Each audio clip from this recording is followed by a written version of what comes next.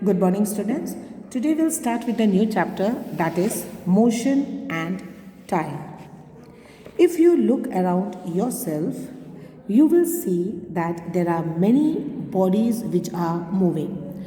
A car, a speeding car, people walking or running, boats sailing in the river, ball rolling on the playground, or a bird in flight. These are all examples of bodies in motion. So, what is motion? A body is said to be in motion if it changes its position with respect to other objects. The other objects which are not moving are therefore at rest. That means if an object is not moving, that is at rest. And another body, if it is changing its position, that means that particular body is in motion. So, a body that does not change its position in relation to its surrounding is said to be at rest. A body can move faster than another body if it travels larger distance with the elapse of same interval of time. That means if two bodies are moving and one body is covering a larger distance as compared to other, that means it is moving faster. See children, many of you board the bus, board the school bus early in the morning at the bus stops in your colony.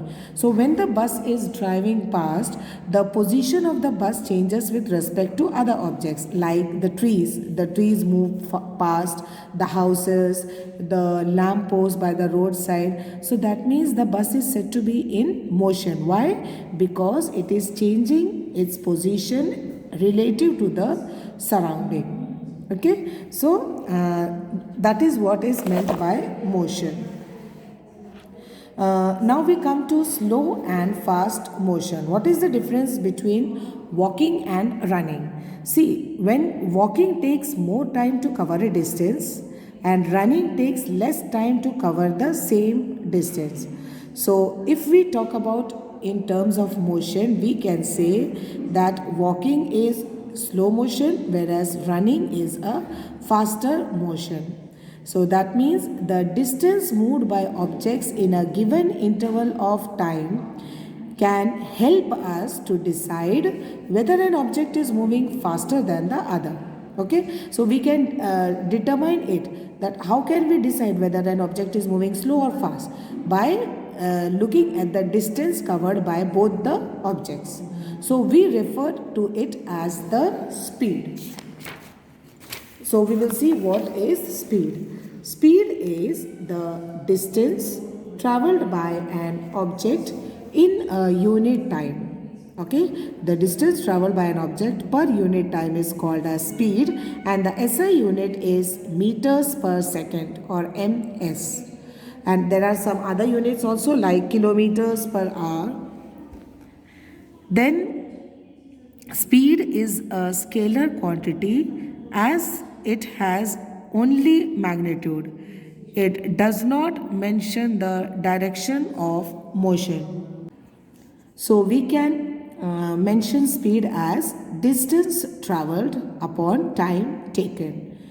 Okay, or V is equal to S upon T. So different objects move with different speed. A bicycle moves at a slow speed as compared to a car, whereas an aeroplane move even faster than the car or the truck. So you can say that the speed of aeroplane is the highest as it can cover a particular distance in a very short period of time.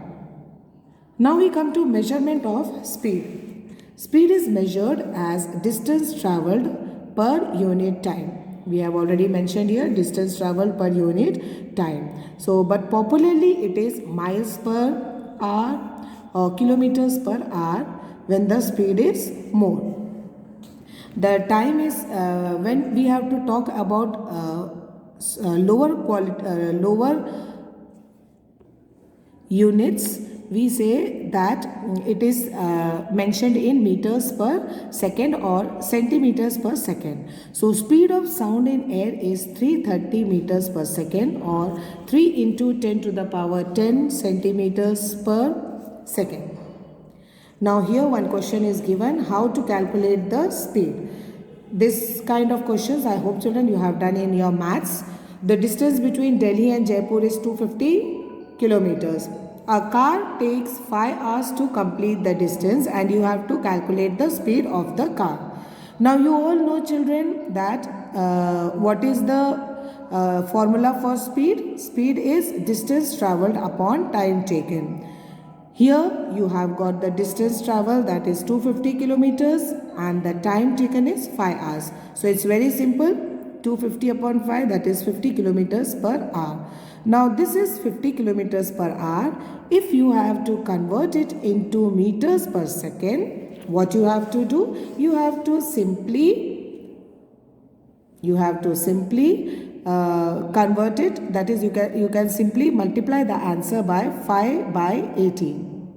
Here the conversion is given. Okay, so the answer is 50 kilometers per hour, and if you have to convert it in meters per second, simply you have to multiply the answer by 5 by 80. So you will get the answer in meters per second. I hope children that this much is clear to all of you. The rest will continue in the next video.